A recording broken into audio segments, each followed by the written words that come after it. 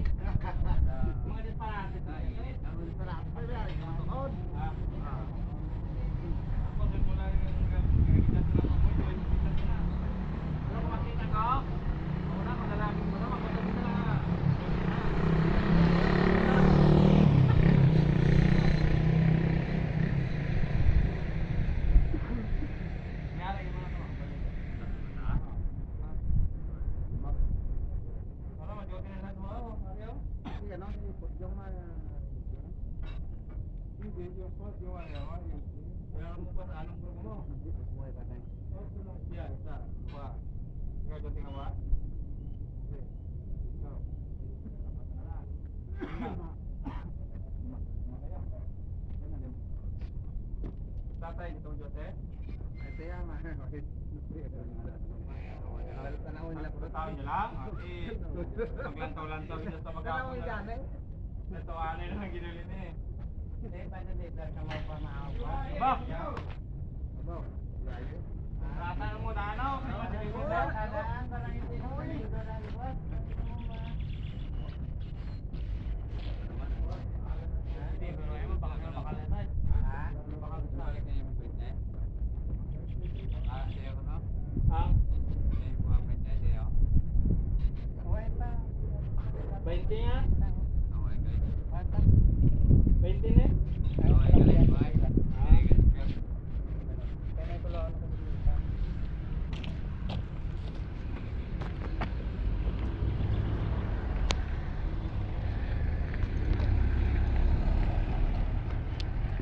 So let's go na tayo mga kanunoy. Ay tayo naman ay uuwi na dahil tapos na tayo sa kuta natin at sila na lang doon natira doon sa loob. So let's go. Uwian na mga kanunoy. Magbibihis na lang tayo. Magbibihis na tayo sa ano. Itong daanan namin mga kanunoy papuntang barracks. Dito kami dumadaan. Yan o.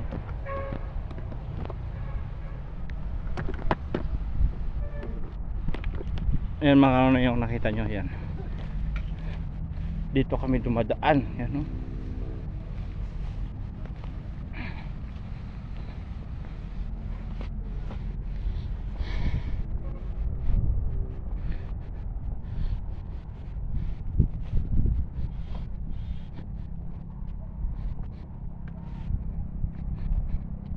Hapon na mga kanunoy ay oras na para uwian. Alright.